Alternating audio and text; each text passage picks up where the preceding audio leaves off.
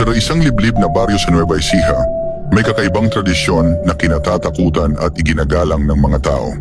Tuwing may namamatay at nakaburol sa kapilya, lumalapit ang mga kapitbahay isa-isa at bumubulong sa tainga ng bangkay.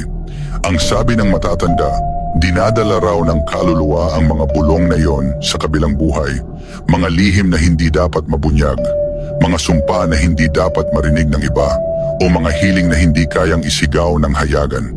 Ilang henerasyon nang ginagawa ito, at ayon sa kwento, may ilang bangkay na hindi nananahimik kapag hindi nasunod ang tradisyon.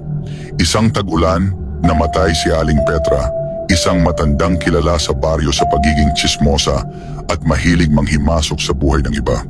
Marami ang may galit at sama ng loob sa kanya, ngunit sa kanyang burol, isa-isang lumapit ang mga tao, dala ang kanilang mga bulong. May ilan na nagdasal, may ilan na humiling, at may ilan na parang nagkukumpisal. Sa bawat isa, idinidikit nila ang kanilang bibig sa malamig na tainga ng bangkay. Naroon si Ramon, isang binatang kilala sa pagiging mapagmataas at palabiro. Hindi siya naniniwala sa mga pamahiin at lalo na sa bulong sa patay. Habang nakatayo sa gilid, pinapanood niya ang mga kapitbahay na seryosong nagsasalita sa bangkay. Napailing siya, saka siya tumawa. Mga tanga, bulong niya sa sarili. Wala namang totoo dito. Ngunit naengganyo siyang makisali. Lumapit siya sa kabaong, yumuko, at may ngiting nakakaloko na binulong. Aling Petra, kung totoo ang bulong sa patay, bumangon ka, dalhin mo ang lahat ng sikreto ng mga tao rito. Tumayo siya, nakangisi, at iniwan ang kabaong. Nagtingina ng ilang nakarinig ng kanyang biro, ang ilan natigilan, ang iba napailing at bumulong ng dasal. Kinagabihan, habang mahimbing na natutulog si Ramon, may kakaibang ingay na gumising sa kanya. Unay mahina, parang pagaspas ng mga paa sa labas ng bintana, kasunod ay paos na tinig ng isang babae. Ramon! Nanindig ang kanyang balahibo, dahan-dahan siyang dumilat. Sa gilid ng kanyang kama, may aninong nakatayo, isa yung matandang babae, nakaputi. Narinig ko, ang lahat ng bulong mo, wika ng babae. Napalunok si Ramon, nanginginig.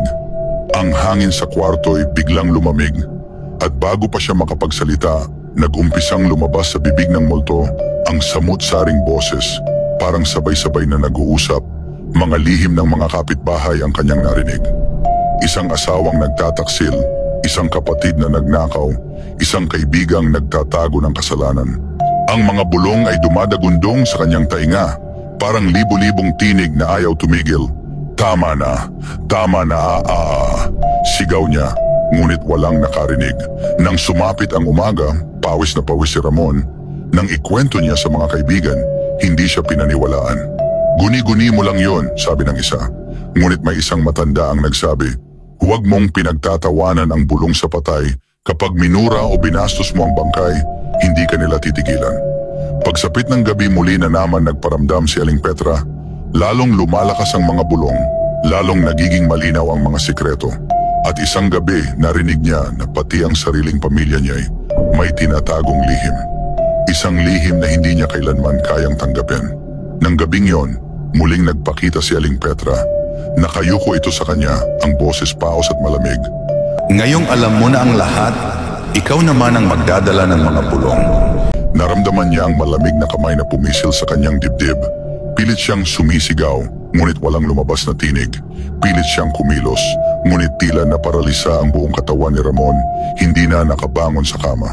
Kinabukasan, nadatnan ng kanyang ina si Ramon, nakadilat ang mga mata, nakabuka ang bibig, ngunit wala ng buhay.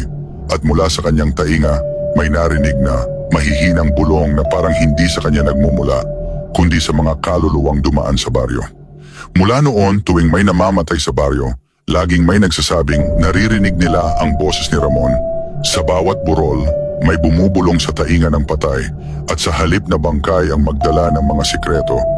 Tila may isa ng kaluluwa ang naging tagapagdala, isang kaluluwang hindi kailanman matahimik. At kung minsan kapag sobrang tahimik ng gabi at may burol sa baryo, maririnig mo sa likod ng mga bulong ang isang pamilyar na tinig, nakikisali, nakikisabay. Ako ang tagapagdala ng mga bulong.